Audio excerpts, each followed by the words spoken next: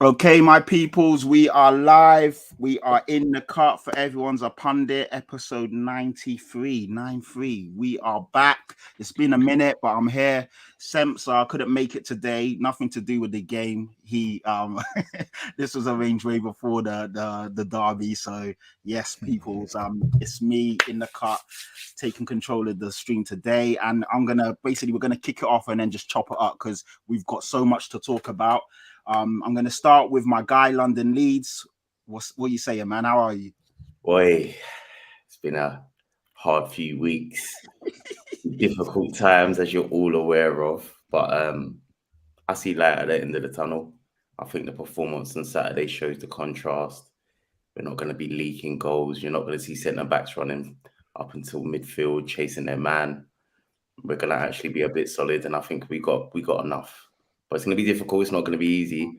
I think at the moment, Burnley are the ones who are going to cause us the most trouble, but I think they might have just run out a bit of juice, it's looking like. But we'll see how it plays out, but we'll get into more detail about all of that stuff a bit later. But as I said, I'm hanging in there, mate. Hanging in there. London Leeds, I respect the grind, I respect the hustle, I respect the fact that no matter what you're here, so I appreciate you, bro. And obviously, we're going to chop it up and hear more about you in a sec. Okay, to my bottom left, we've got the Shiki Dash. What are you saying, bro? Yo, in El Jefe, El Patron. Mikel Arteta, we trust. Happy to be here as always. Love as always, Pat. We're in the cut, man. Let's go. And last but definitely not, well, actually, no, you're not last but least. I'm last and least. Okay, but before second to last and least, we got my guy, Sai. What you saying, brother? How you doing, people? Good evening. Very happy to be here. Tired but happy. Yeah, I'm just in a good place, man. I'm sure most of us in here are in a good place. Can't wait. Let's get this show on the road. Let's do it. And for the people in the audio that are not watching the visuals, is that a Liverpool cushion? I don't know what that is, but it's something with the Liverpool. For London Leeds, just so you can have a little. Oh, stop it! I'm already getting jabbed. I've been on there for hours and I'm freaking jabbed. It's a little rest. He's cozying up to a Liverpool cushion by the looks of it. So yeah, that's interesting. That's 4 sides, not 6 sides for Leeds. So it's 4 sides. So that's a first on Views TV official. The first guy to ever bring through comfort pillow, cozy/cushiony thing. But yeah, it looks good. And obviously, last but not least, you got myself, Patrick Tyrant, Mr. Tottenham through and through. I'm here repping regardless of the results. Like Dash said I don't know, he wasn't speaking English, but in Conte we trust. In Conte, Italian. I'm speaking Italian now. So yeah, but it's Patrick Tyrant, young Swaggy Daniels. When you see the T, see the P. When you see the P, it represents T. Let's go. Let's go. I thought you was going to miss that out. Nah, of course not. That's what I was thinking. I always look forward to that, you know. That out, man. And shout out, we've got people in the comments already. Shout out to Mimi. Unlucky today, Mimi. Mimi's Watford through and through. So I sent her a message before the game saying, please be Arsenal. Obviously, I didn't come into fruition, but still all love Mimi, and you'll get the next one. I'm sure of it. I am sure of it. Okay, so let's go. Let's talk about the fixtures this week. Premier League results. We started on Saturday, obviously the 12:30 kickoff. Leicester 1, Leeds 0. We're going to touch on that shortly, of course, with my guy London Leeds in the cut. Then we had Villa 4, Southampton 0. That was an interesting one. I didn't see that coming. I can't lie. Southampton have been in brilliant form. I didn't expect Villa to put 4 past them, but we'll talk on that because Coutinho was scintillating on Saturday. Burnley 0, Chelsea 4. Burnley did well up until half time, and then second half, literally, it was a game of 2 halves. Yeah, Chelsea completely battered them in the second half. So well done to them. Newcastle 2, Brighton 1. Newcastle just seem to be getting into that motion, don't they? And they're just putting results back to back. And sometimes it don't matter how you win them, you just got to win them. So they're doing their thing right there. Norwich 1, Brentford 3. That was a game that could go either way, but you would say Brentford probably should win that, and they did. Wolves 0, Palace 2. I didn't see that one coming. I can't lie. Wolves shipping 2 at home to Crystal Palace. Palace are a good team, but you would have thought Wolves would have had enough for them. And then obviously the last game on Saturday, which was a good game, even though the scoreline may not suggest that. Liverpool 1, West Ham 0. We'll talk on that one. A lot to talk about in that game. Obviously, Cole in the cut can give us all his views and output and input on that one. And obviously today, Sunday, the 5th of March, we started the day with Watford 2, Arsenal 3. Obviously, Dash is smiling down there, so we'll hear all about that. And then we ended the game with the Manchester derby. Man City 4, Man United 1. And obviously, I won't say obviously, but Man United have had a good record at the Etihad in recent years. So even though on paper it's a game City should win, the last couple of years haven't basically come through like that. So there was still a lot of hope and optimism on the red side of Manchester, but it didn't end that way. So yeah, let's talk about today's game, as in like the derby. Let's start with that one because it's obviously fresh in the minds.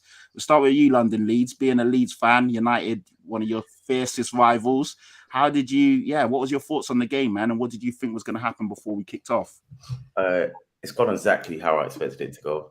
I didn't expect anything less than United getting turned over. They clearly, no, let's be real, they don't have the belly for it. They don't have the belly for it. Wow. We all know, push come to shove, you poke these guys a few times, they literally whimper away. They don't want it. I think the second half proves it. The second half absolutely proved it. They literally, there was no fight, there was no drive, there was nothing. They gave the game to Man City and it became target practice in the end. I couldn't actually believe what I was seeing. This is a local derby, pride on the line. The quality gap shouldn't be that big. This is United we're talking about. Big United. I put in a vote. I don't call them United. We all know I call them scum. Right, London Leeds holding no punches, boy. They're United. I get it. They're just it's a pleasure. I'm not gonna lie, it's a pleasure to watch. And I don't think it's gonna turn around anytime soon. They got outplayed, outfought. The quality gap, as I said, it is tremendous, and it's only gonna get bigger. And they can get whatever manager they want in. That needs an overhaul from top to bottom. It's rotten, and you can see it's rotten, mate. It's rotten. London, were you watching on Sky Sports? Yeah. So did you see the analysis after the game, basically the post? I'll be honest with you, I didn't. So you can run me by that. Essentially, what you said is what Gary Neville and Roy Keane pretty much, and even Micah Richards essentially alluded to, just like they need to overhaul. Micah Richards went in just saying he doesn't understand this whole interim manager thing because Ragnick doesn't have what they need. The players don't respect him. They're not playing for him. So I just wanted to see if you didn't even see it. And essentially what you're saying is what they said. So it's just quite. Listen, they've turned over how many managers now? They have turned over a few managers. There's something going on. I don't like to listen to too many rumors about there's turmoil in the dressing room, but something clearly isn't right there. Like, these are supposedly world-class players. A lot of these players, I think, are overhyped and overrated. Let's be real about it. We actually look at their talent. They're good players. They're not world-class. But there's something going on. I just don't understand how they're this far behind. Like, with how much money they have, with the pool they have in their players they can attract, why are you this far behind? Like, I think it's rotten from the top, to be honest. I think the decay starts from above. It's absolutely crazy. When you actually strip it back and look at it, it's nuts how much money's been thrown at it. And it's not once, it's not twice, it's time and time again. And it's not reaped any benefits. I find the whole thing shocking. I would love for my club to be able to throw money around like that. That would be absolutely fantastic. I'm telling you, if we had money like that, we'd definitely get somewhere with it. We wouldn't be getting turned over like that, mate. That's bad. I've alluded to you about the graphic, 92% possession. I know, in the 15 minutes, wasn't it? So that is crazy. I mean, the game didn't end like that. In terms of the possession stats, I think it was about 30% to United, obviously. 70% possession, Man City, 30% to United. So if we put it into context, United did have some of the ball. Shots on target, 10-2 in favor of Man City. Shots off target, 5-1. Block shots, 8 in favor of Man City, 2 in favor of Man United. Corners, 9 to Man City, 3 to United. So essentially just dominance all around the pitch. Sai, what's your take? Did you watch the game first of all? Yeah, I watched the game. What's your thoughts? Because I mean, sorry, before you even start today, I saw a lot of the memes and obviously posts on Twitter saying tonight, Anfield and United, Liverpool and United, or Anfield and Old Trafford are hand in hand, and this is our day, and today we have to come together. So watching that, hoping for United performance. Usually, when every year they do give you one, what was your thoughts, man? Yeah, just I mean, the first half there was certainly fight. It looked end to end, and I thought if they maintained that sort of aggression, I thought okay, they might still be in it. But then second half, it was embarrassing. And yeah, there's something seriously wrong there. I don't blame the manager at all. You can see he's trying to do something there, but it looks like whether it's egos or something's severely wrong there. Severely wrong. With the quality that they have, they should be putting up a better fight than that. And it's just embarrassing. It's like City was just toying with them in the second half. They could have scored so many more goals. It was just a joke. I started to switch off, to be honest, towards the end. It's embarrassing for United. A lot of those players they don't deserve to wear that shirt. They absolutely do not deserve to wear that shirt. It's just embarrassing. Decay from the top. Everything that you talked about, what money that they throw at it, like there's no fault. It doesn't look like there's any logic in terms of why or what they're buying. They're just buying a name and then just hoping that name will come to pass or come to some sort of fruition. It's been shocking. Like since the Harry Maguire signing, it is shocking, and everyone is just laughing at United. The Harry Maguire one's a weird one because at the time, of course, I didn't expect them to spend 80 million on Harry Maguire, but I did think he was a good defender. I thought he came with a decent CV. He had done really well at Leicester, and obviously it was time for him to take that next step.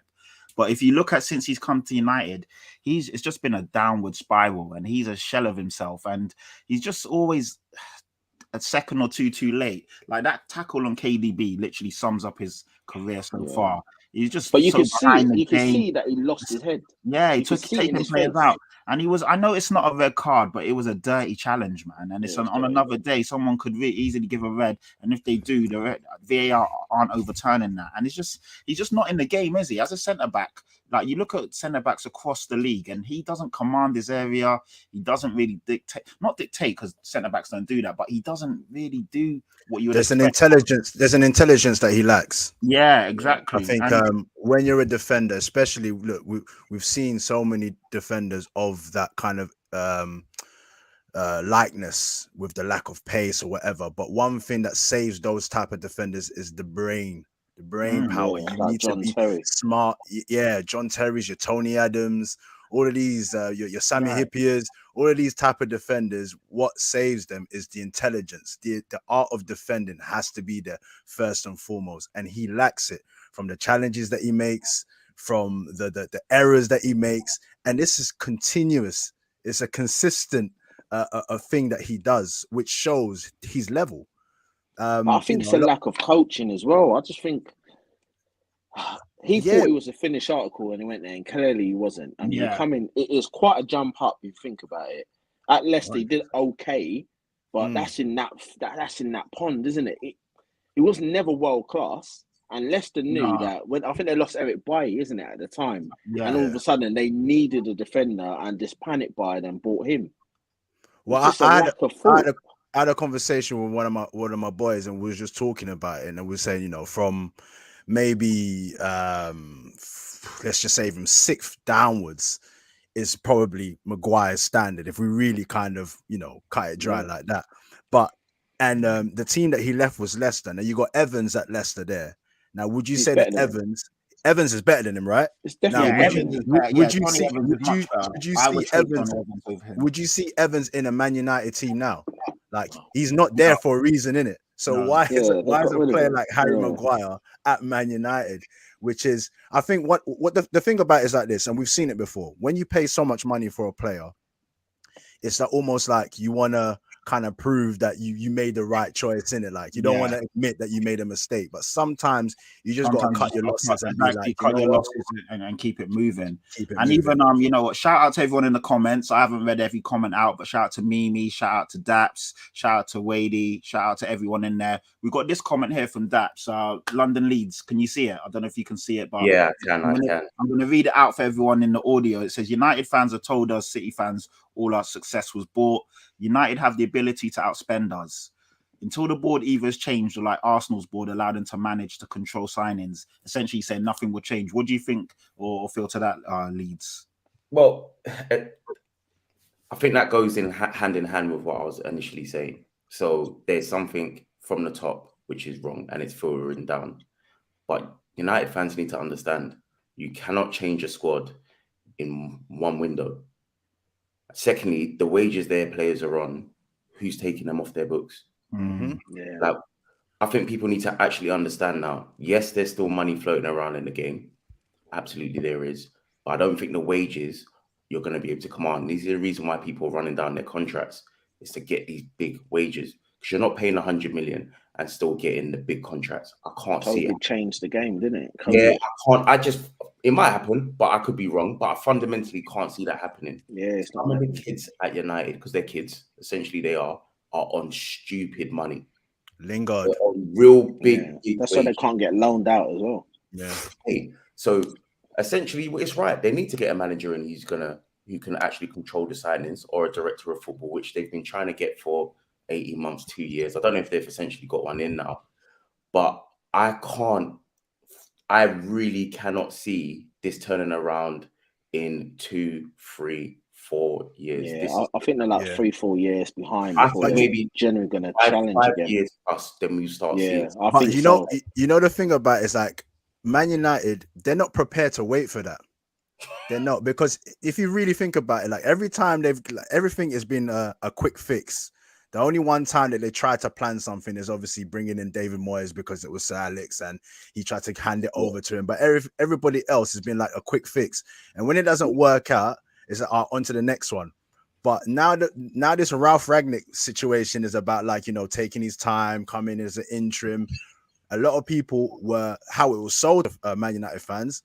Oh yeah, let's you know, he did well in Germany and stuff like that. Now the moment it doesn't seem like it's working, they want to turn their back on the whole idea. It's like you should have just made your noise from the get-go as Man United fans, like, and say like you don't want an interim manager again, like, you know, an Ollie situation. And then also the talk about like, oh, if he does well, we might give him the job. Like, just be decisive. Yeah. You're big old Man United. You lot should be like really like, all right, this is what we're gonna do, this is the plan, and stick with it. All this I chop think and Ed change. Woodward's the problem, man. I mean, ever since he's come in, you talked about it there in terms of being assertive. I mean, straight away, it's just they just spend without no real thought. Nothing. I mean, if you look at all their signings, none of them have really come good. Even when they bought Sanchez, that was crazy. The money they spent from him. Their signings doesn't look like a plan. It's never been a plan. And the thing about it, you can't have a plan when you don't have someone that they didn't really trust Ollie. Obviously, he done well. He worked his way into that job, but it was never a case like we've got this manager and this is the philosophy we're gonna go for. These are the type of players. You're just buying players for buying sake. And then what will happen is once that manager's then gone, look how many players were left over when Mourinho left. You still got some of Mourinho's players. You still got some of LVG's players. You know what I mean? For a long period of time, you still had some of Moyes' players. So it's going to be very difficult. And we all know, we've all been in school. When you got the supply teacher in and he's just there for a period of time, you ain't giving him no respect. You're just like, man, because in the back of your mind, you're thinking there's a next manager probably coming in. You know what? Just chance it. Because Micah Richards said that, Dash, and then Gary Neville come back and clap back and said, but at the end of the day, they know Ragnick's going upstairs, so wouldn't you want to show him respect knowing that he also will have a say? And Micah Richards like, no, that's rubbish. That's not how it works. I wouldn't believe it either. He wasn't even allowed to make signings because they didn't trust him either. Yeah, so it's essentially 6 months wasted in a sense of if you can't make the signings now, and you know that you're still you know, United knew they weren't really challenge at the beginning of the season. Everyone said United were going to challenge for the league. We all thought, yeah, with the signings that they had made, they finished second last year. I know second wasn't really anything to shout about because Man City walked it, but United finished second and they strengthened. They had a Varane, Ronaldo, Sancho. So everyone's like, okay, this looks like a good squad now with Pat, added keep it pieces. real. Because when they brought in Ronaldo, we Yeah, all heard them We went for the singing. league. It was Yeah. man. It was I said that as well. I didn't know they would. Well, I had them. No, I had Chelsea to. If I keep it 100%, I had Chelsea to win. Then I had City to finish second, Liverpool third, and then I had United fourth. But I definitely expected a stronger United than this. Nah, the euphoria around them was definitely the buzz was like, yeah, we've got these players in now. We've got Ronaldo now, which is everybody felt that was a difference maker in it, the Ronaldo situation. 100%. 100%. But the reality is, when you're of that age, this is not a retirement home. I always say this about the Premier League. You cannot. Yeah, I think the only person that maybe just kind of showed that age don't really matter was Ibrahimovic, but he's a different beast in itself. But the Ronaldo situation, I think it was just more of the fact that it just wasn't going to fit. You've already planned your season on what the players, and this is what I felt sorry about Oli, was like, he's in the back of his mind, he's got no Ronaldo in his vision about how he's going to take the season. And then Ronaldo comes in, and all of a sudden now you got to shoehorn this guy in because he's Ronaldo. You know what? In United's defense, even though obviously I'm not defending them, I think they did have a plan per se until Ronaldo became available. When Ronaldo became available and he was going to go to City, United panicked and said, we don't want that happening. And they jumped at it, which obviously it kind of makes sense. The euphoria of signing Ronaldo, the nostalgia of it. But what I mean is, in a sense, goes off and it's offset the whole balance of the team. Yes, exactly that. Again, it goes back to a lack of planning. Yeah, there's been zero planning. They didn't bring Ronaldo thinking, we were always going to play 4-3-3. He's going to sit in the middle. We're going to have support. It was just Ronaldo, and hope that he does something with it. Like even like Pogba, they play him in the 6, they play him in the 8, they play him in a 7 and 11. They're just playing because they have to. Yeah, Bruno looks a shell of himself. Last year, even when Bruno wasn't. Bruno has always been a sketchy, patchy player, and even Semps will say it. He has moments, but even now, right now, he's not even having moments. He's not even having stuff. It's tough as a Ronaldo. It's tough, because he doesn't do it for Portugal. Whenever Ronaldo plays, Ronaldo wasn't playing today. Ronaldo wasn't playing today, and Bruno, obviously, you would look at him as the talisman, the guy to create or make something happen. And Bruno was never in the game today, man. I don't really recall him doing much. I saw he was frustrated. He was, arguing with the ref after a few decisions, but he was never in the game. So, Pat, let's keep it real, though. I think if we can all agree, the way United try to play today, kind of, with a false 9 or whatever, this is stuff that they don't do. They don't do. You know what I mean? They don't do. Yeah. So to expect them to come into this game, that we all know United for the counter attack, and that's mostly the way they beat Man City. Yeah, when they come up against Man City, as London Lee said, it's like it's a derby in it. So form kind of goes out the window, and we've seen Man United step up, and we've been like, Oli just got another scalp of Man City. It's just like, okay, it's a derby, but this game, I know, like the first half they showed out, and there's quality in the Man United team, so you're expecting them to obviously show up a little bit. But once they conceded that the third goal, you heard in the commentary, it was just like ridiculous. It was actually horrible. Which I know that Pat, you've obviously had language. I know that Pat, you've had a laugh at Arsenal and when we celebrated the fact we lost against City and stuff like that, but. It just goes to kind of show in context of just like, and this goes for any match anyway. When you go down a goal behind or whatever, you've got to show fight, man. And like, if this was like a North London derby or whatever, and I'm seeing Arsenal not showing fight, I'm just like, what is going on here? Like, you can't even turn up on a derby day and show out. Yeah, that's true. Come on, man. Because if they lost how they did in the first half, you would have still said, you know what, fair play. Like, exactly. You gave it a good goal. City's clearly better than you. You take your hat off, isn't it? You said they were a better side. 2-1, there's no shame in that. Yeah. The second half, that was atrocious, man. And so just my last point, and what London Leeds was said was absolutely correct in terms of like the disparity, the gap now for Man United fans. Like, I'm sure most Man United fans will agree with that. It's like when you're actually looking at the gulf in quality the golf in just like everything, the clubs. Yeah, Man United are still the Man United or whatever, but on the pitch right now, Liverpool, Man City, your two rivals, not just your one rival, two rivals right now are just blowing you. Like even Daps, I think, just said it in the comments. It's like, man, Liverpool probably just smacked the hell out of Liverpool right now, even probably There you worse go. than what City have just done. There you So go. it's All right, gonna be crazy.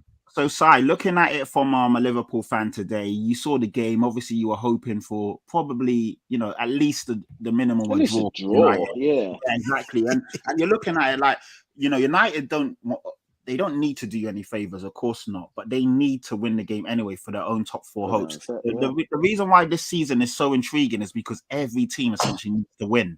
There's only 2 or 3 teams in the middle that you say, okay, they're safe regardless. But you've got the top 4 race, which goes down to 8th.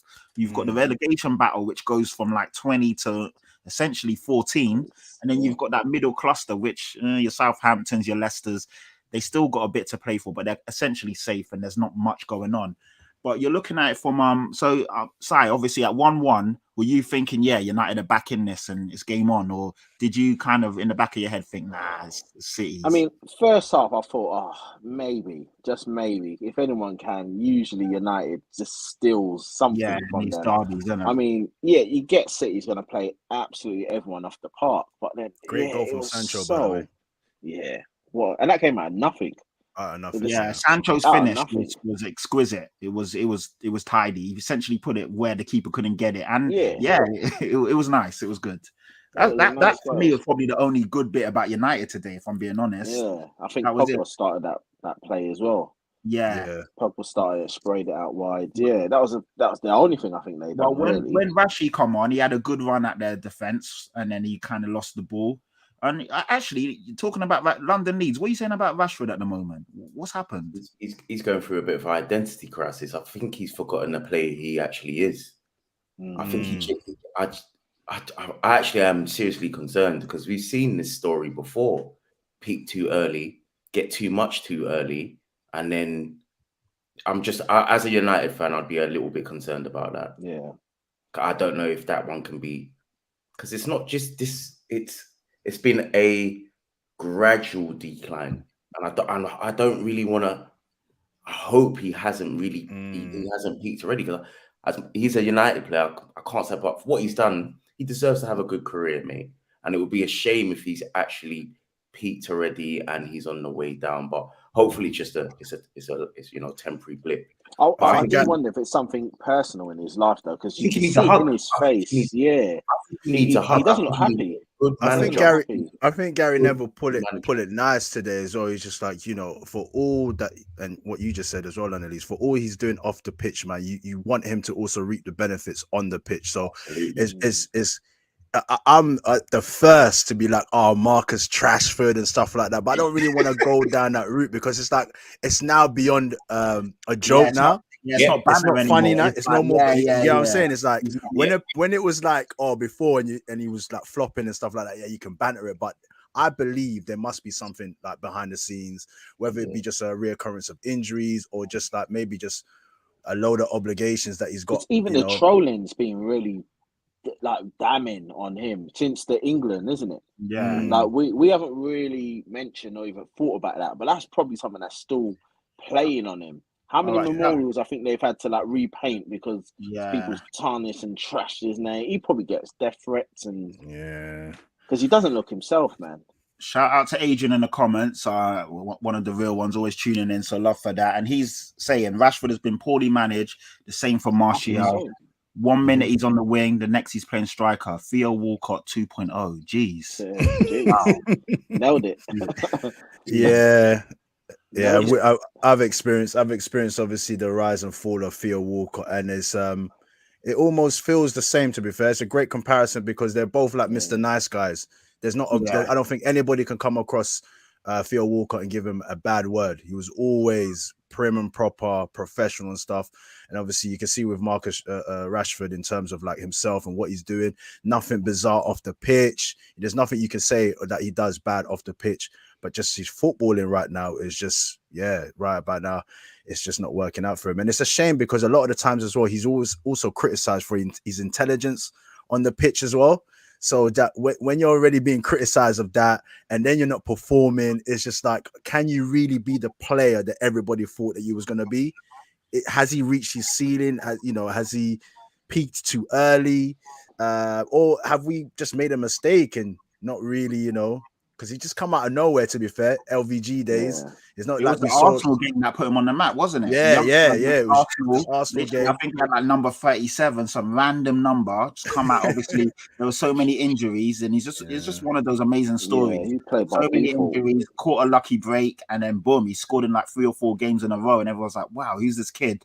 And he pushed on from there. But so he reminds me, it's not the Danny same Welbeck. situation as Dele Ali, but it's the same Danny kind of thing as Danny Welbeck. Nah. No, You know what? Welbeck is still doing. I won't say big, but Welbeck is still balling. Hard player now, man. Welbeck scoring goals for Brighton, man. Come on, like it's not the same. Trim. That's a disrespect. All right. Let's wait out. Leeds. Will Rashid still be at United in 3 years' time? With the right manager. Ooh, so if they get a coach, and I thought Rangnick, I'll be honest with you, I thought Rangnick would come in and have some sort of effect on the coaching and get the players to look a bit better. But as I said, the core in there is a bit rotten, and I don't think he's got a big enough personality to grab them by the neck and let's get rid of. He doesn't have the authority to get rid of man, because Arsenal had the same sort of issue going on down there, and essentially they just Arteta one by one just got rid of the bad eggs he didn't want. One by one, just weeding them all out. But I think Rashford potentially could be there, and I think he could. I think United love a guy out of the academy. They love that story. Yeah. They absolutely love it. So no one else ain't buying him though. Was he on 200, 250 so a week? So that's what I said initially. The money these guys, the money they're on, they're always going to struggle. Always. He's about 23, 24 now, isn't he? So it's time that he needs. Next season is a defining season for him. This season, unless he balls out for the next 10 games, they got 10 games left. But he's got it in him. I think if he gets a good coach or Pochettino or something like that, you play him on that left side and just hug him and say, "You're that guy. I believe in you. That's your position." We'll do it, man. He's got 15, 20 goals in him. He's got that. United checking the game plays and everything like that. United have got 10 games left.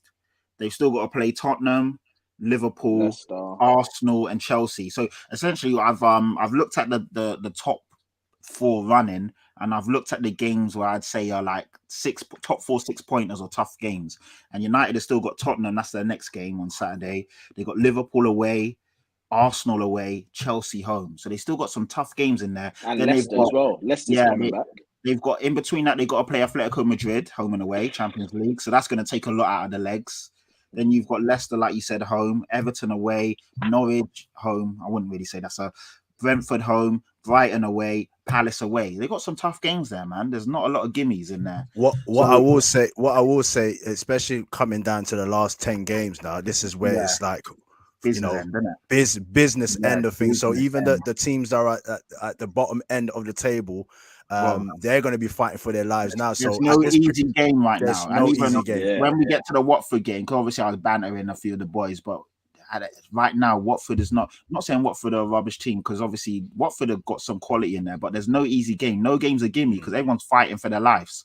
Watford needed to win just as badly as Arsenal needed to win, and it will be the same when United play a team down there. But we'll just quickly go around the room. Do United make top 4? Leeds? No. Dash.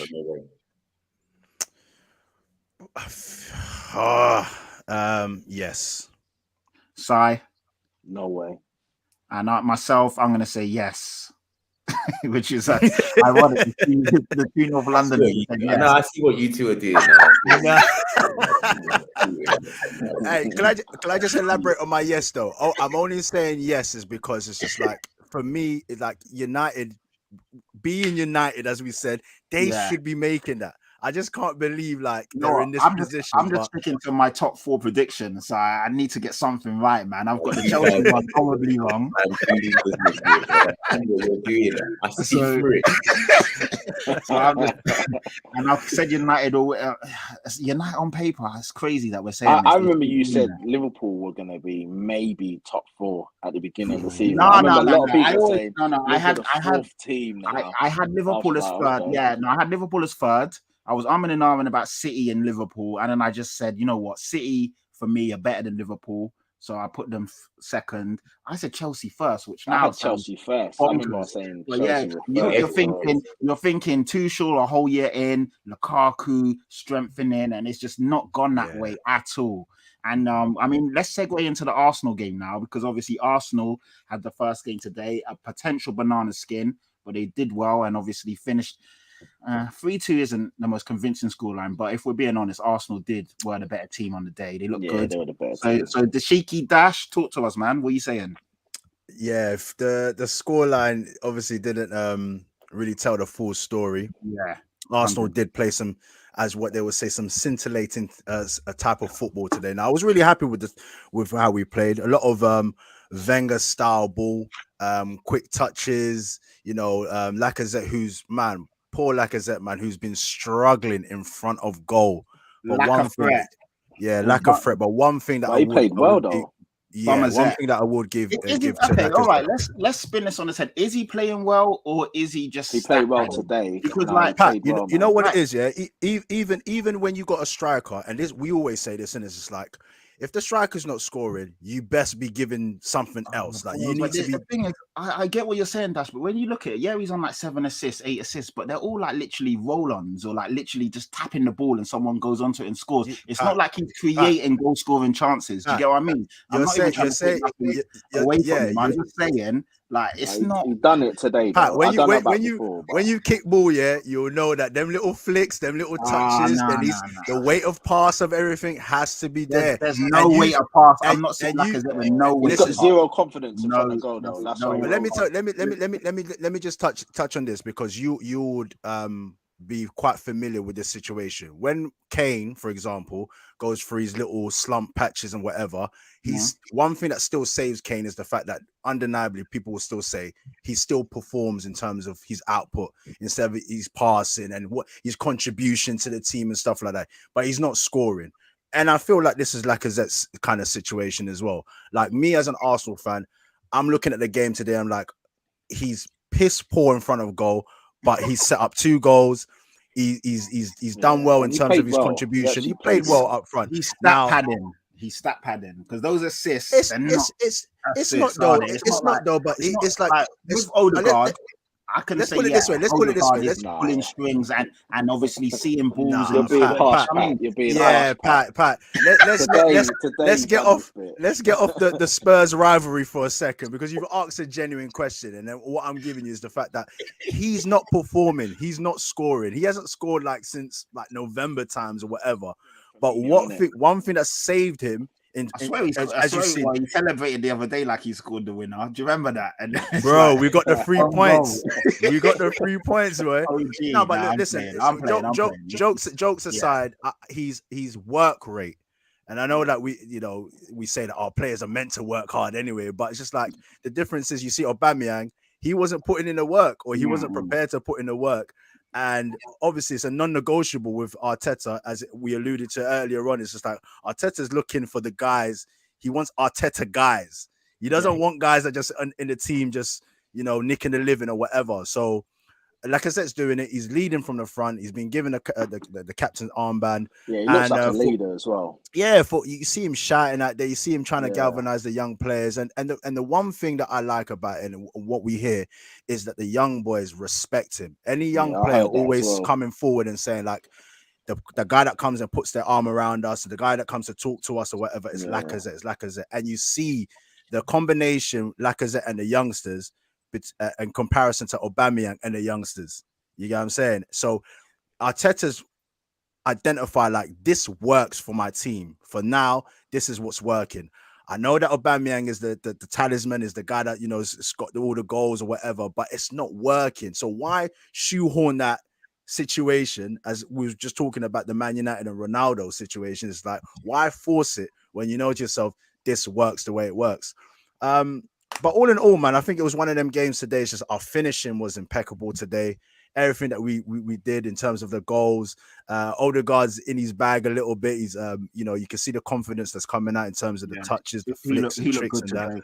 And the thing is, when just Saka again, Pat? Saka again, But you know, these are the things that, you know, we don't want to bring up, because it'll be a situation where Pat once again will not admit, because it's an Arsenal player, but he's a special player. He's not special. He's all right. And when Roy Keane, that's harsh. Saka's doing well, and I've always said he's a good young player. Don't try to back your beep. No, I'm not backtracking. I never said that the guy was a bum. You've never rated him. You said that you don't rate him. I said he's overrated. I said he's overrated, and I still stand by that. I still stand by that. I'm not saying he had a good game today. It's your opinion, yeah. It's your opinion, but you are in the minority. Harvey Barnes is having good games every other game. Jared Bowen is having good games every other game. I don't see you ranting and raving about those guys. Let's keep it consistent, innit? No, but Pat, how can we rant and rave when you're talking about, like, for example, when you come to us Arsenal fans and you talk about, we have to defend our player. I'm not going to be talking about Jared Bowen, am I? And I agree. What I'm saying is, with your opinion, which is your opinion, but you are definitely in the minority with that opinion. You're definitely in the minority. I will be in a minority. It doesn't mean just because everyone is saying the same thing that they're correct. No. I'm not saying that. I'm not saying that. You're a stats man. His stats exactly, and the stats. And I said it, and I shout out to Adrian, because he's pulling me up on something I said at the beginning of the season. I said, or even when we were just talking in general, I said, until Saka gives me at least 10 goals or 10 assists, I can't be ranting and raving saying that this guy's this and that. Fellas, this year he's on 8 goals. He's on 8 goals. He's got 5 assists. Nine. He's got 8 goals from what I saw. Okay, 8 goals. Can I ask a question? So, fair enough. He's doing all right. But can I ask a question? Yeah, go on. Okay, I'll let you go ahead. The question I want to. At the age, what's Saka? How old is he now? 21, I believe. And he stepped in the team at the age of 18. So from the age of 18, since he burst on the scene for Arsenal, he has been one of our talisman. One of the players, best player. I think one of our best players from 18 to 21 right now, consistently. Is that a great thing for Saka, or is that just showing how bad the team was? 2 back-to-back 8th place finishes. I mean, it's not that hard. But you can probably look at it both sides, though, isn't it? But listen to what I'm fourth because of Saka. What I'm saying is like, of course, man. Role. You gotta say he's an ever-present for our team. The keeper, he's 100%. He's one of our key players. Of Son to Spurs. He's one of our key players. He's generally one of the players that's uplifting Arsenal.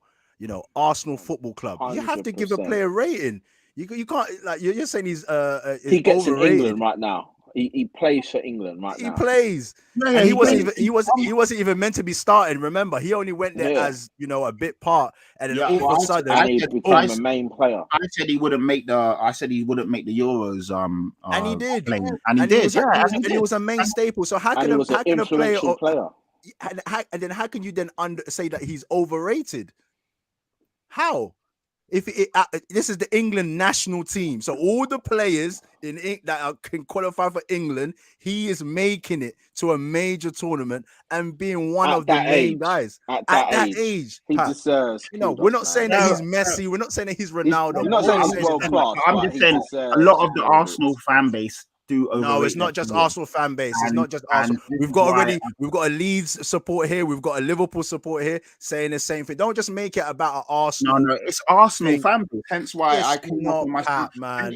Come on, Pat. He's done well. You can have your opinion, but there's like when you're make it make sense, man. And the reason why my opinion is that he's overrated, and until he's what about Kula?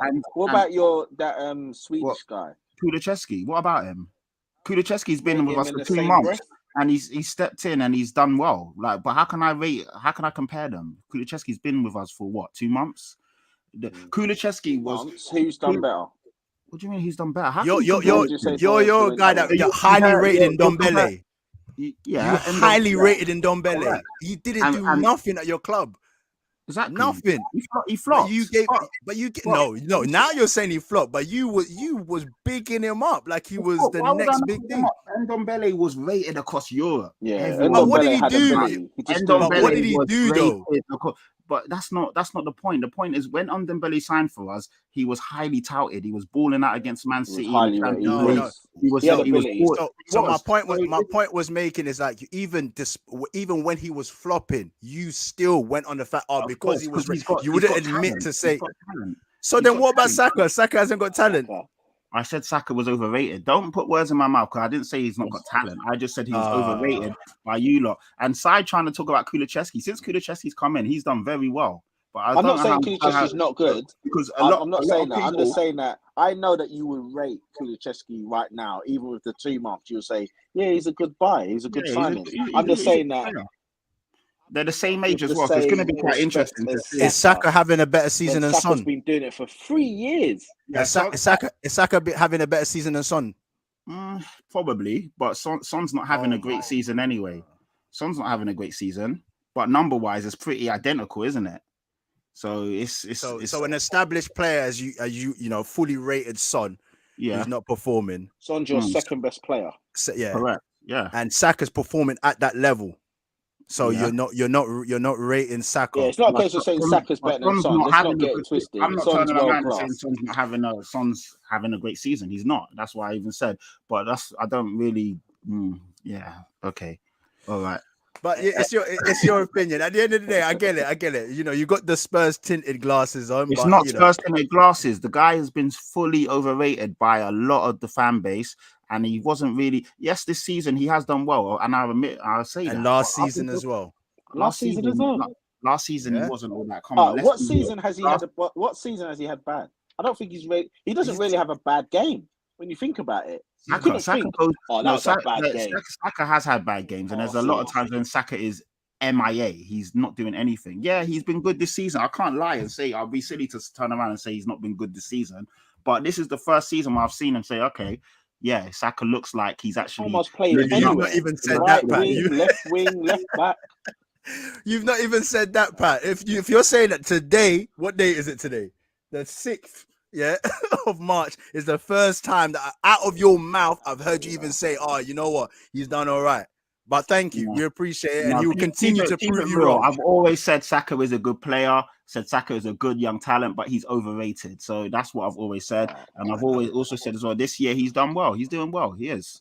We'll see what happens at the end of the season. We'll see what Arsenal finish. We'll see how influential he is. Arsenal have got a lot of big games left to play. I was looking at it today. Yeah, loads of good games. Before we wrap up on Arsenal, they've still got Liverpool to play at home. They've still got Man United to play at home. They've got West Ham away, which is obviously going to be a toughie, especially for the Leicester, Villa, Palace. Yeah.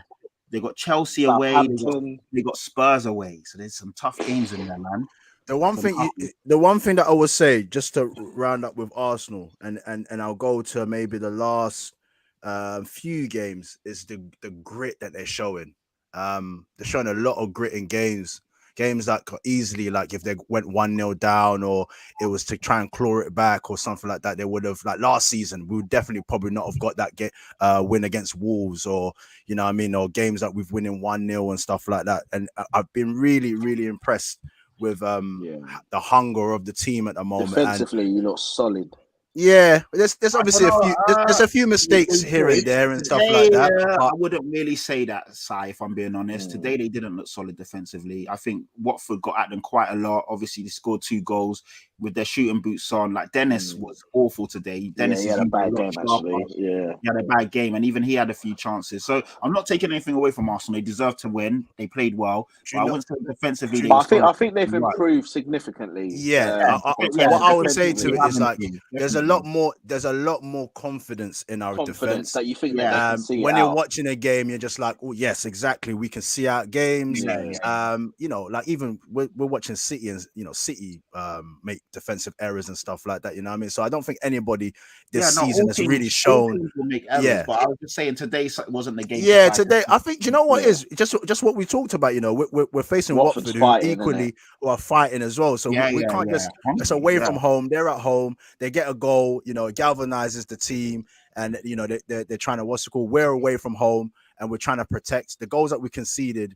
Was against a runner play a little bit. We're trying to protect the lead a bit, and then we can see the goal. That the Sissoko one. I've never even seen Sissoko score a goal like that for Spurs, let alone that. The first goal, you got to take your hat off. Cool, no one's stopping. Second goal was a Ben White mistake. Ben White should have cleared that ball or not let Sissoko cut in like that and just bully him. And then obviously the finish. I wouldn't say it was a bullying. It was just like you're close knit in the box in it, and it's. I don't know. I think he got bullied. Yeah, he's made an error. If you watch it again, Sissoko tries to cut in, and then if you dangle the leg, then it's a penalty in it. So he's refrained himself from dangling the leg, but. Look, like I said, a game like that last season, we probably go it's 3-2, and then the last 5 minutes we then concede and it's 3-3. But we're seeing at the game management is good and stuff like that. And you can see, man, Arteta's really, really got these players, playing for him. And look, man, once again, I'll talk it up. Like at the beginning of the season, nobody gave us a chance, and I was here on Views, and when I was asked the question, where would Arsenal finish, or what you're expecting from Arsenal, and I said, I want Arsenal to be fighting for top 4. This is where I want to see my club. Okay, all right. London Leeds. Go ahead, and then I'll wrap up. Arsenal doing fantastic. I've said it. I say to everyone, doing very well in the moment. No, they're doing very well. Their trajectory looks good. But can we just add European football into that and see what happens next season? Of course, it's different. But I'm concerned because let me say this. You see, when we was talking about Man United and they got second, and a lot of Man United fans were saying that we didn't deserve second, but we got second, brother. If we get Champions League, I don't care if it's through the back door. I don't care if it's the WWE edge by opportunities. I don't care as long as we can get the top 4. And the one thing I said is that if we can get into the mix, if we can get into that fight for the top 4, then we've done a good job this season. If we push for top 4, we don't get it. It's Europa then after that, innit? So we'll be back in Europe somehow. So that's what I'm happy with. I personally think you guys will make it. And I'm not trying to jinx you here. I think you guys will actually make it. I hope so, man. I appreciate it, man. Put that out into the universe. That's an interesting point. So we'll go off that then. So obviously we spoke about the games that Arsenal still have left. They got some tough games there. They've played 25 games. They are on 48 points, so they're now sitting in 4th. Yeah. You would say that they've got the whole games in hand thing is a bit of a myth because it depends on who you're talking about. But they've got games in hand on United, who are behind them by 1 point. You've played 3 less games than United. You've played 1 less game than Chelsea, and you're only 4. No, you're not 4. You're 5 points off them. So that's quite interesting. So all of a sudden, it looks like 3rd is also up for grabs. I don't know if Arsenal fans are going to say that, but that is a possibility as well. But then we're saying now that Arsenal are favourites for 4th. So Dash, what are you saying? Where do you see you guys finishing the season? I'm just gonna keep it because I want to put that positive spin on it for Arsenal. So I'm gonna say 4th. Okay, Sai, what are you saying? You say that confidently. I think you can actually. You're in a position of power. You gotta be confident, brother. It's tough, man. Them games in hands could spin it. I think the only thing I'm looking at their fixtures, and I'm like, I can see them dropping a lot of points. But then I just think they're better suited than Spurs, though. I think Arsenal might just nick it then. I think Arsenal might just nick that 4th. What are you saying, Pat? I think that United finished 4th, Tottenham 5th, Arsenal 6th.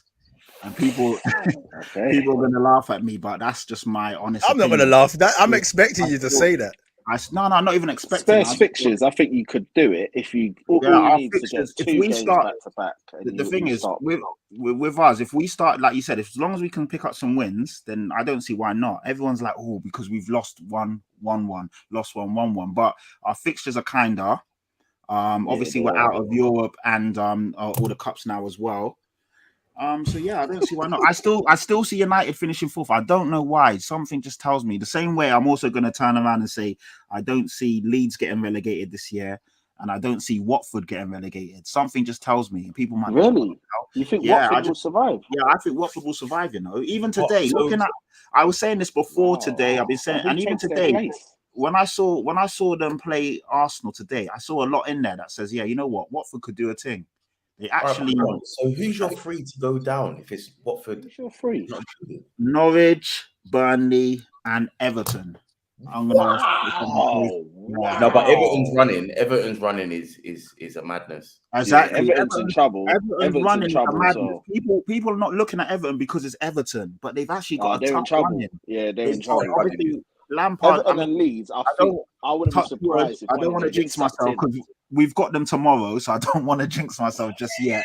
But Everton's running on paper doesn't look that good. I think Leeds, you lot shouldn't be where you are right now. Hopefully you get some of your boys back before the end of the season and you can push on. Jesse Marsh is a good manager, even though you lost. I mean, we're going to segue into your game in a bit, so let me not say too much about that. Norwich definitely done. Burnley, I think, are done. And yeah, I think Everton will go down, man.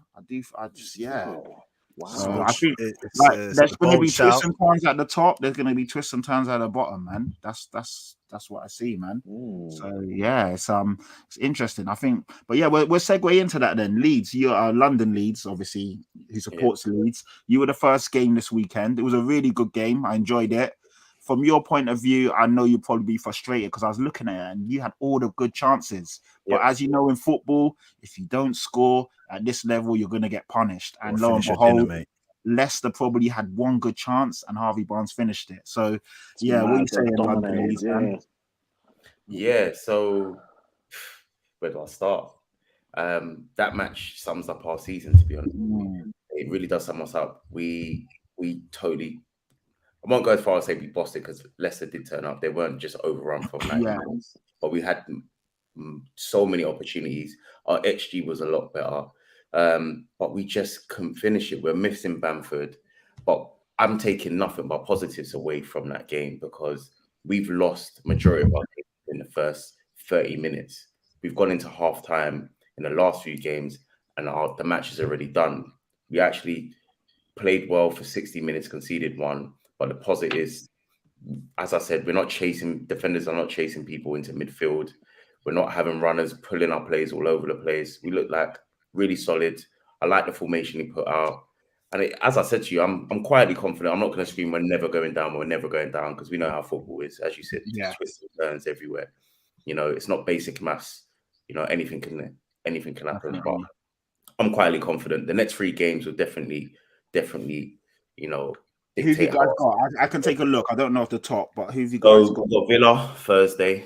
Oh, that's a toughie. That's a tough one. Yeah. Then we got Norwich, which is Saturday. And 6-pointer. Yeah, mate. And then after Norwich, we have Wolverhampton, isn't it? Yeah. So I think you'll do Wolves. You know, Wolves they were a tricky one. They flattered to deceive. They've had a good run. I don't know. I can only see them beating Norwich in those 3 games. Really, man. I think now when teams have got so much to play for, Leeds were good Leeds should have won that game on Saturday, man, and that frustrates me. I'm not just sitting here saying it because London Leeds is on. They were a better team in the first half. I was just like, how are they not scoring? Shots? Yeah, and they actually battered Leicester away from home. That is a good sign. But again, if you don't finish, that's the problem. That's the thing about Leeds. Even the last few games, I've been watching Leeds, and I'm just like, if you lot just took your chances, man, it's a different game. And even against us, they had chances, man. They had chances. Yeah. So I'm looking at that situation. I'm just like, you're saying obviously you're missing Bamford. You ain't really got any other out and out goal scorer, and your guys that have been able to score goals, they're not doing it. So if you can get goals, then there's a chance. Send your finishing coach that you had to. Well, your guys were hitting like Martinelli and Saka finished. Yeah, they were good finishes, man. They were good finishes. Send them up to us. We'll use him for a couple of weeks, mate. Oh, mate, Partey still needs that coach to work on his finishing, man. Partey just needs to stop shooting, man. It's just a joke now. Even the commentators were bantering because the first shot he just leans back or something, and then it's wild. It's wild. Rugby. Yeah, Now Leeds, if you can get the finishing sorted, because you're always going to have opportunities. That's the good thing about Leeds. Like, you always create. You've always got opportunities to score goals. If you can just get the ball at the back of the net, then it changes the game and just changes the narrative of the game as well. That's actually injuries, though. Hit the nail on the head, absolutely, because we have always created the opportunities and we were struggling to finish, but we were leaky. I think this guy he's turned the tap off. We're not going to be. I don't know too much about him, to be fair. I don't know too much about him. No, the pedigree's there. The pedigree's definitely there. He's a decent coach. He has Salzburg playing good. Didn't go well at Leipzig, but he's a good coach. From what I've seen in 4 days, what he got out of those players against Leicester, because everyone, we can all, if you did watch the game, everyone would say Leeds didn't deserve to lose. I'm not going to sit here and say we won. You shouldn't deserve to lose. No, you should have won. Like, you can't. Don't be concerned. I know it's a bit tough sometimes to talk at your team when you lose, especially when you need to win. But you should have won that game, definitely. As a neutral, I can say it. Yeah, I've got nothing, no agenda. Did you hear Gabriel on the horn? Forget him. Anyone could have managed that to stop the run. This guy's a nonsense guy. He's a nonsense guy. Anyone could have managed Leeds to stop them from conceding that many goals. Nonsense guy. That was a question I was going to ask. You know, what's being a problem though? London. I like Bielsa, but quick question, because obviously in all kind of outlets or platforms or whatever, there's been a load of Leeds fans that didn't want to, Bielsa to be sacked or whatever. Obviously, Marsh coming in now. Would you want him to abandon the football that obviously that's brought you into the Premier League, or do you want him to kind of find a blend? Yeah, it's a good question. So watching Saturday's game was the first time I actually realized the excitement factor I'm going to have with Leeds and my team is now gone. Like, we just need to accept it. You can't have both. You're not going to get both out of Leeds. We're going to look a lot more solid, but the games we saw, the basketball games we were seeing, they're done. They're finished. Those games are done. But I think Jesse plays football. So the club has been really tactful in how they've gone about finding the right manager. He plays front foot pressing football, but he doesn't play man for man. He's not going to leave escaping plays. It's not going to be like that. But as a Leeds fan, any Leeds fan just needs to accept. But I love Bielsa. I was disappointed he went and the way it happened, but I needed change. I was going to say that was going to be my next question. London Leeds, would you have sacked Bielsa, or would have you basically ridden on and died with him? Like, what? You know what? To be honest with you, it's one of those ones. If for me, I couldn't ship goals like that. You see, shipping goals the way we were shipping goals, it's demoralizing. I personally, even as a fan, I'm not even wanting to watch the games, mate. I don't want to watch it because I don't participate to lose. And at the moment, we're going in and we're just getting absolutely turned over. Yeah. You even saw it with the defenders, man. They were just like, when you're just like, oh, man, it's not working, Gaffer. It's not working. But listen to this. You guys are 15th, 16th at the moment. I know it's tight, but you've conceded the second most amount of goals after Norwich. Norwich is first. So Norwich on minus 25 42. goals in in 1 month or something like that. Yeah, Norwich on minus 42. Leeds are on minus 32. And then if you look at the next ones next to it, it's minus 23 for Watford, minus 16 for Newcastle, minus 15 for Brentford, minus 14 for Burnley. So you see there's a big gap. So you're right, London Leeds. It was a lot. I don't for a minute think the board didn't try to sit this guy and said, look, we need to look at something different. If that conversation's taken place, we don't know the conversations, what happened right behind those doors. But if they positioned it with him and even the players have come to him and said, look, I don't believe this is working. Those conversations that happen and he still doesn't want to change, you're not left with many options. Yeah. You've got to be real. You can't continue shipping goals like this. I think that probably did happen, man. Of course it did. The resounding feeling around Leeds fan base is just like, we don't want this guy to go. There's a load of Leeds fans calling up on platforms and saying like they even prefer to go down with Bielsa because they don't want to let go. Like from what I was hearing, it's just like, you know what I mean? Me personally, I'm not sure about that. That would have been.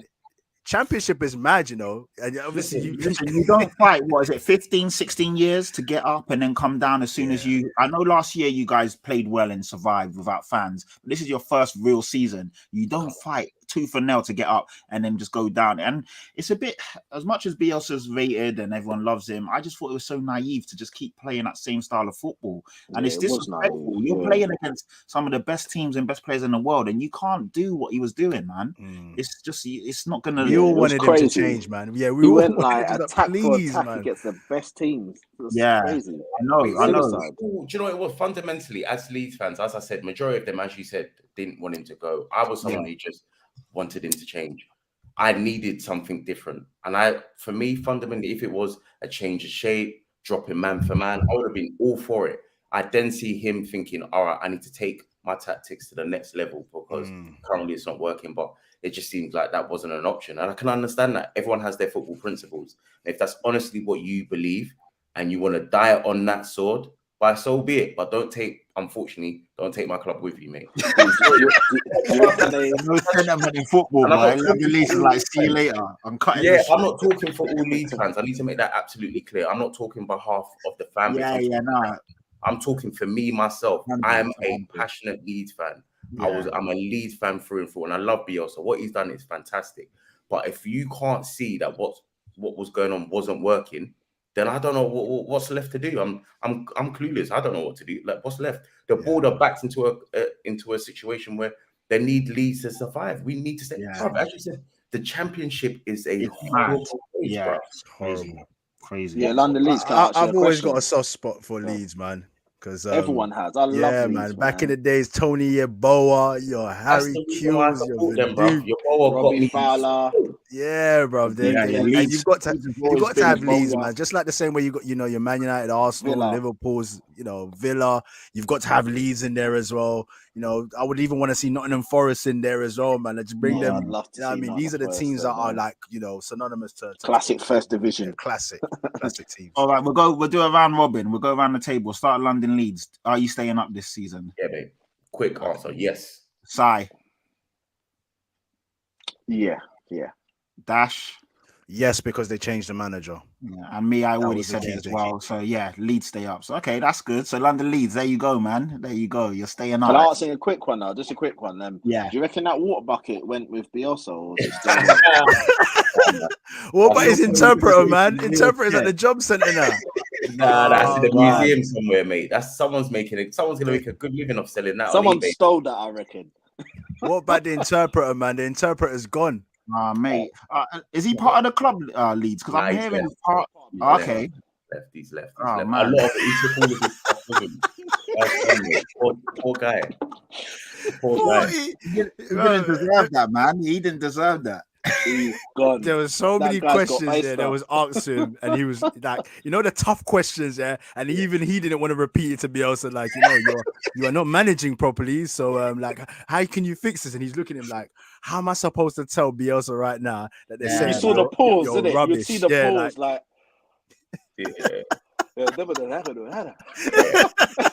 and Bielsa's like, tell me what he said. Tell me the truth. He didn't say that. That's mad.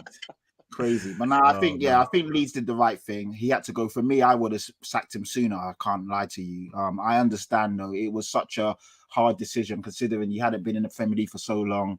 The guy won over the fan base, the players, brought you up. So it's difficult, but I think you did the right thing. There's just enough games left to survive. You're not key thing. 16th is, obviously it's tight, but you're still not in a bad position yet. But you do need to get some wins now. So it's one of them ones. 2 out of the next 3 would be good.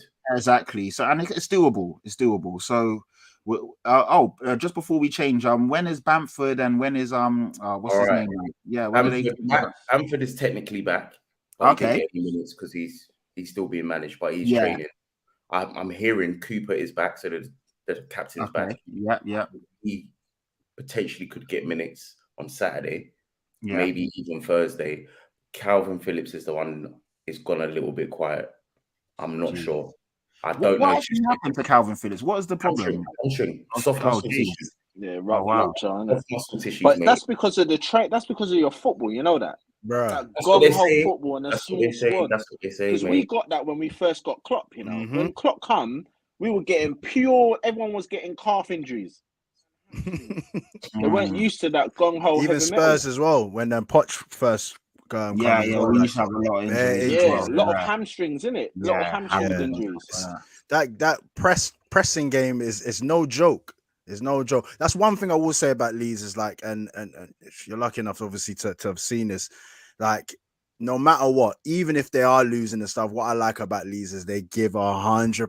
100%. You never That's go it. into a game when you're losing and you come away from the game and just be like, oh, these guys didn't turn up. And that's one thing. Yeah. Like, if that Marsh can That still definitely. keep that going, then you definitely got the chance to stay up, man. I think the 6-0 key thing don't was matter, but it he's doesn't still matter, but they going. don't stop running. He's still So going. yeah, if you can keep that, boy, if you, like I said, if you just get the goals in, then you've got every chance of surviving, man. Coming, man. Next It's coming. 2-3 games, you're All there. right, and let's jump into Liverpool now. We've basically spoke about everything else, but Sai, a tough one, a nerve. Would you say? I don't know if it was nervy. It wasn't really a nervy You know what? game. But... Yeah, I'm hoping I'm not getting, I suppose, typical Liverpool arrogance. I didn't actually feel nervous, if I'm being honest. It was a poor game. Yeah. It was a poor, below par performance. But I feel like I'm at a stage where I've got so much confidence in the team that we don't actually have to always be at 100%. I still feel like if we score, we've got enough to prevent someone scoring the other end, and it felt like that. You know, and I heard someone on the radio was a Liverpool fan once, and I thought, you know what, that's quite true. Like, a lot of the times I have to think, do people cut us open too easy when I consider we've got Van Dijk or Matic? And a lot of the time people will say, like, I think when we played Burnley and they scored, I think they scored a few goals, but they're all offside. But when you put it into perspective, the reason why they scored was because, in fact, they was offside. And a lot of the times it's easy to think, oh, no, people are cutting through our defence, or you can just lob the ball in the space where Robertson and Trent is. But we actually play that high line to perfection. It's very rare that we get breach and it was onside. So, but yeah, I mean, the game the yesterday, like I said, it was flat, but I was confident that we was gonna win. I mean, Diaz, wow, what a signing, baller. boy. He's doing well. I think he's gonna be special, man. I actually think he's doing gonna well be so something far. sensational. Do you think? And I'm not trying to be sorry. I'm just obviously coming from the other side. Do you think people are overdoing it though? Because I know he did that run and everyone was a mix, but it's like, you think it's a bit too premature now to be going crazy? Like, it's the same thing when Pepe first came and he ran at Van Dijk and everyone was going crazy. Oh, he's the first guy to run at the Van Diaz, Dijk. the Diaz situation is, you can see the last couple of games, the Yeah, last since few he's games, come, since every he's come. game he's like a constant threat, and he's been better than the others. Yeah, you see the one thing about Diaz, what he's brought to the team right now is brought an enthusiasm that matches Jurgen Klopp.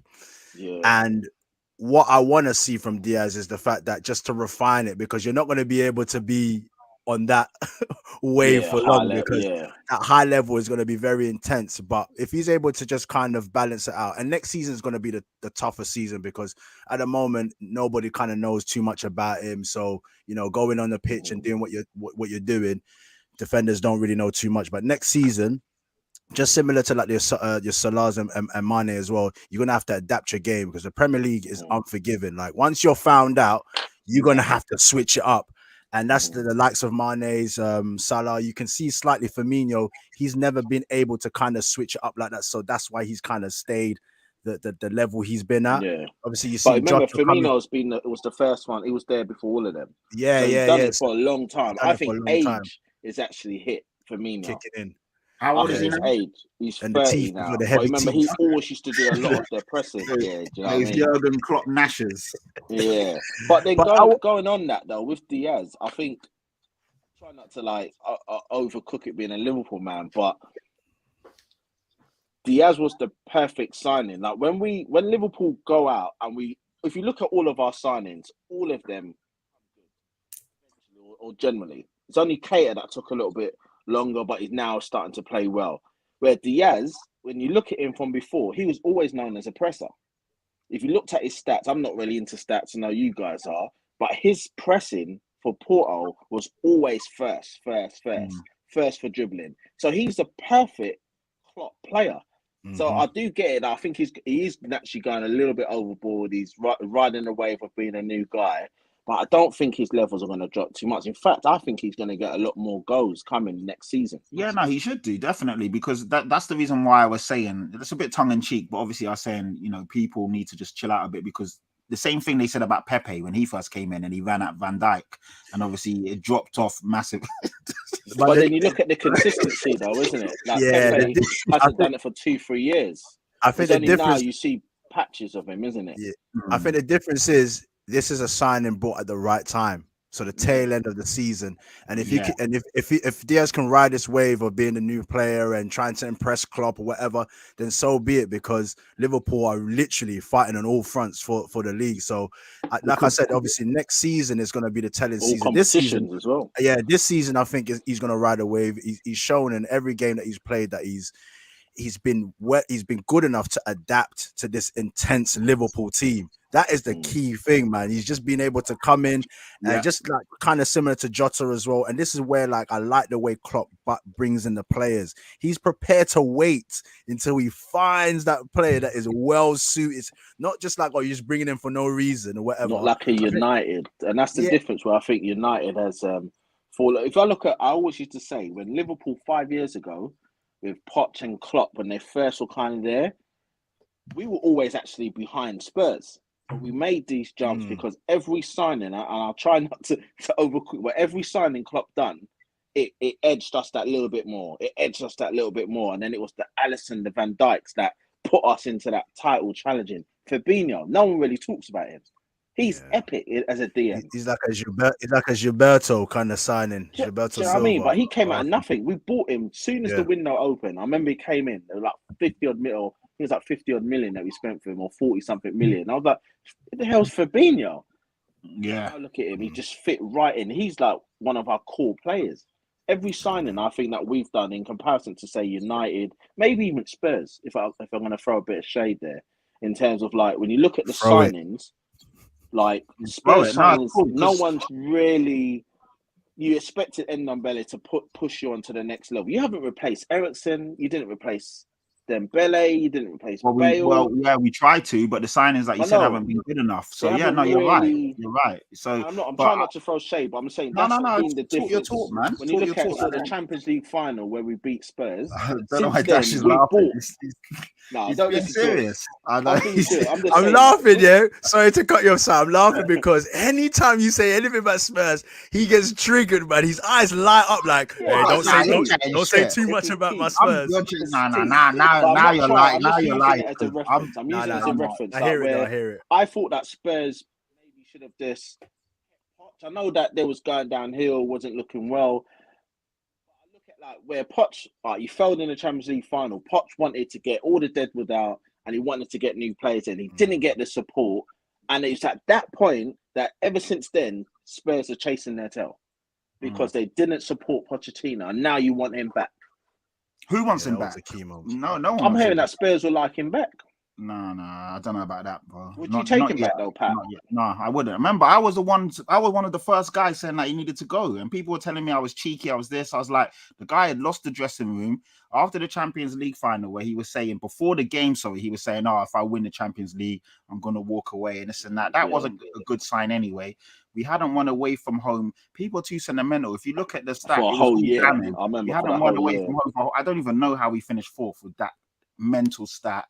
The football was not the same football that we were when we started, where we were pressing, high tempo. We were jaded and a shell of ourselves. It was time for him to go. Unfortunately, it didn't work out in the sense of how he was sacked was horrible and all of that. But is it Poch's fault or was it those players that are there? It was a bit of both. Poch definitely, there was a lot of signs and talks that he was already gone, mentally and checked out. He had been back to a extent where he wanted Ndombele, he wanted Lo Celso. These are guys that were meant to come in and replace. They didn't work for whatever reason. The recruitment wasn't where it needed to be. But, without going on down that road, Poch needed to go. I don't want Poch back just yet. Poch needs to win the Champions League with PSG, and he needs to win that league. Let him then, obviously, regard what happens. But we got Conte in now. We need to back Conte and trust in his plan. I don't understand why we go for Poch when Conte is a better manager than Poch. Yeah, Proven, Conte is a better manager. proven. But he needs to be backed. He needs to be given the players. He's had one window. Let's see where we finish. But it doesn't make sense for us to go back for Poch. That makes no sense whatsoever. And I think any honest Spurs fan will tell you the same. We've got Conte in, world-class manager. Back him and let him then work his magic and see what happens. So, yeah, it doesn't make sense. But sorry, Could I throw something just on that in terms of what's your opinion on these three particular? That's for everyone. 3 particular managers. Like, if you was just to throw, what's your opinion on them? Brendan Rodgers, Steven Gerrard, and Patrick Vieira. What would you say? What's your opinion first, Pat, on Brendan Rodgers? When you say opinion, as in them right now? Is he in or out? Do you think he should stay or should he get sacked? Brendan Rodgers, I think he needs to go now. I think he's done all he can do with Leicester. He's won them 2 trophies. Fantastic. He was 4th and 4. Well, sorry. They were in the top 4 for the last 2 seasons and fell away on the last day of the season. For me, that is criminal. I understand Leicester want to stay with the same, almost like not like a Leeds, not to be shady, but like with Leeds, you want to stay with the guy and show loyalty. But I think with Brendan Rodgers, he's done all he can do there. And now what are they? 8th, 9th, 10th, whatever they are. No, they're not 8th. They're probably like 12th or something like that. So do you think that's his fault or is it down to the injuries? No, you see Rodgers, yeah? If he's smart, he should build his stock up. You should be a manager to build his stock. So like you just said, obviously winning the FA Cup, winning the Shield. Yeah. Done what you need. Because you're not going to be, unfortunately, you ain't going to do anything greater than what Ranieri did. Leicester was 12th. So I was right. All you can do is just add to the legacy. And where winning those 2 trophies there should have been his, like, I've done what I need to do. I'm getting into Europe. I've added to the legacy, and then you just move on to the what's it called. If I can't see him now really getting a big club because he's once again kind of just shown, like when he's staying at a club for too long, it just gets stagnant, man. And then as you can see, Leicester right now. It was criminal that they didn't finish 4th last year. They were in the top 4 the whole season. It was in their hands, regardless of, because Chelsea lost on the last day of the season, but because we beat Leicester away from home 4-2, they ended up finishing 5th. That's crazy. They were in there the whole season. So for me, that's when I said, nah, this guy's not. Can I throw another argument to that then? So my opinion, I've always thought that Leicester should just stick with Brendan Rodgers. I think, yes, he's come across as a bit of a choker, but he's clearly a good manager. Why though, Si? Where are they going to? Okay, Si, where are they going to go if they stick with him? What is the plan for Leicester? Do they want to then? This season, they're not going to get relegated. They're still in Europe, and anyway, I think they're just going to be in the middle. Next season, what's to say they're not going to be stronger? Think about it. They've lost. They've done what's happened to Liverpool last season. And everyone laughed, Liverpool should have a better depth from squad. And I'm like, but we've lost a whole entire centre-halves and United came second. And I used to say it's because of that. Everyone thought United was a lot better than Liverpool. But I'm like, we failed or we had a poor season, still came 4th because of the injuries. What's the difference between what happened with Liverpool and what's happening with Leicester? Leicester's lost that. What's that youngster's name? The 19-year-old? Fofana. They lost Evans for ages. Johnny Evans, yeah. They lost their left back, the right back. Who can cope with that? No one can. No one can, but also Brendan Rodgers has been take that into consideration. He's shown time and time again that he is a bottle job. Let's be real. Let's not just say that it's just these players. Think about where Leicester finished last season and the season before that. Granted, yes, they were in the top 4 and they fell away.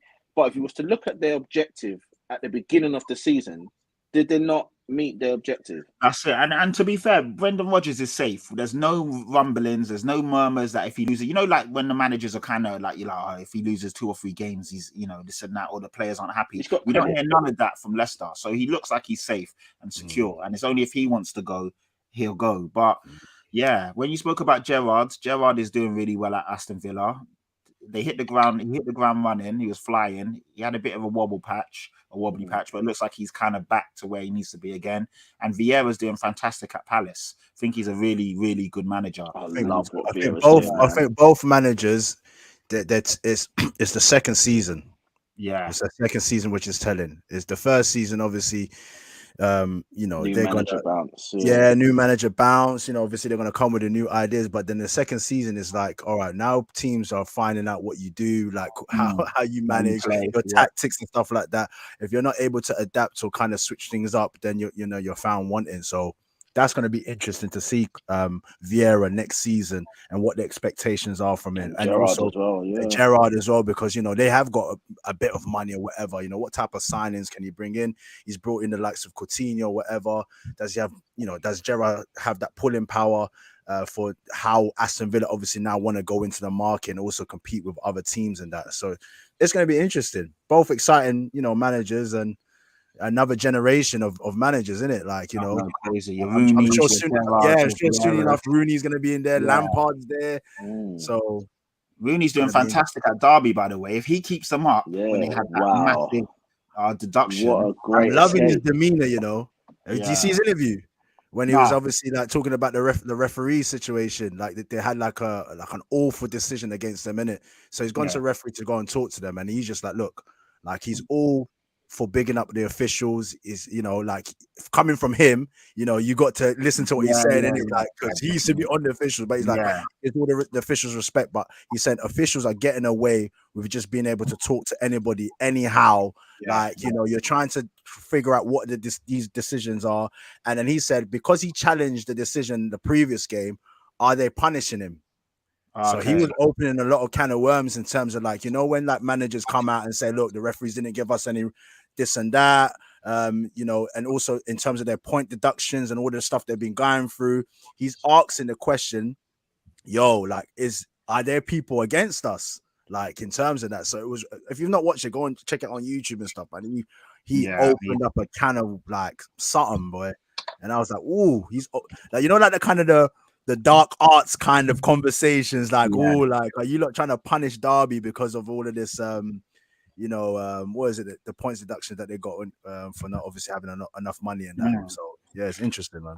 But lads, we're gonna have to wrap it up, man. That's flown by. That's an hour and 20 in the can. It's been great. There's so much more we could have touched on, but obviously I know that we want to keep these concise and not waffle on too much. You didn't even give us your little prediction for Spurs, man. How you feeling about Spurs? Oh, Quickly? okay. I feel it's hit and miss, isn't it? We're up and down. We have a really good game, and you think we're gonna build on that, and then we just have a clanger. Like you beat Leeds 4-0, then you go and lose to Middlesbrough. You beat Man City 3-2, then you go and lose to Burnley. So right now, there's no telling what team was gonna turn up. Dele Alli cut off his dreads for you, man. He's coming back. Listen, we need to be coming back. It's you know, we should win that game. We just need to put together a couple of results, man, and then things will start changing because we're still in the mix, but we need to start winning some games now. Like Arsenal Two back-to-back wins, and suddenly exactly, and looks things change. Yeah, so yeah, but that's the thing. Like, we need some wins now. The team's more than capable of doing it. It just needs to happen now. So I still feel we finish in the top 6, top 4. I'm not too sure about. I still, like I said, United. If I'm being honest, I had to say Arsenal look like they finish above us right now, but there's still a lot of games left to play. Yeah. I just got to keep it 100. The thing is, in the moment, I always keep it 100. People might not agree with it, but I say what I feel, innit? Same way I say my relegation stuff. I think right now Arsenal look like they're in a stronger position, but Arsenal do have a lot of tough games, man. A lot of tough games. You made a valid point. I think any of us, United, West Ham, Spurs, like it's a difference of 2 games. Like, oh mate, you're on a bounce. If you lose 2 games, you look like you're in the mud. So, yeah. If you win 2 games in a row, it looks like you're flying. So it's just gonna go down to So I'm just, you know what I'm waiting for is when all the games are all evened out. We're all on. That's when we'll be able to tell, man. You know, that's when you'll be able United to. have played 28 games. Tottenham and Arsenal right now play 25. So it's hard to really gauge it. Do you know what I mean? Hard to gauge. 3 games is a big difference, man. That's 9 points. So it's hard to say. But I think Arsenal are looking good. I've got to be honest. Today, again, I know 3-2 didn't flatter them score-wise, but if we're being honest, Arsenal were definitely the better team. We need to win tomorrow, hopefully convincingly, push the goal difference up because our goal difference is criminal. We're on like +3, Arsenal on like +11, West Ham are on about +11 as well. But West Ham have played 28 games, so these are the things that goal difference is going to be so tight. That's an extra point right now.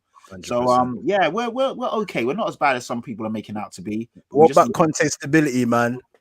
He's looking a bit mad out here in these streets, No, man. I don't think he is. I think Conte is one of those guys where he'll almost cut off his nose to spite his face. So Conte will put square pegs in round holes just to prove a point. And sometimes I like just play the best team, Conte, man. Like we know that the team's not good enough right now, but you playing like Harry Winks when you've got better players there, or playing a wing back that's out of form just to prove a point, it doesn't make sense. Like against Chelsea, he set up with flipping 6 defenders. That's mental. You're never going to win a game like that. So sometimes he does things just to show to the board that this isn't the right team. 5 at the back against lesser sides, and yeah, exactly. There's no need for that. And then like even against Wolverhampton, we started with 5 at the back.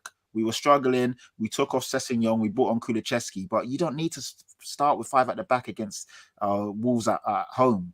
And then we're already 2-0 down and we're chasing our tails. Just play a team that's good enough to beat the team. Do you know what I mean? So yeah, with that being said, I think Conte's doing well. does he stay past the summer? Yeah, I think so. I think we will back him in the summer and he stays.